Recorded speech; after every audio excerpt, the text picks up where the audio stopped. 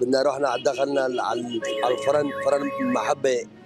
قلت طلبنا خبز، قلت لي ما في. أكثر من 10 سنين أنا أشتغل عامل. قلت لي جاي أساميك، أخذنا رقم التلفون وكل شيء. قلت لي جاي اسمك، نحن بدك تشتغل معنا. جماعة اشتغلوا. قال له طلبنا خبز، قلت له أعطينا عملة. قلت لي أنا 2000 معي وعندي في بنتين صغير والباب كله دخلوا لجوا وما حدا ساعدنا فيه. اكلنا خبزه الربطه بالفرن تبعيت الساحه. وواحد مره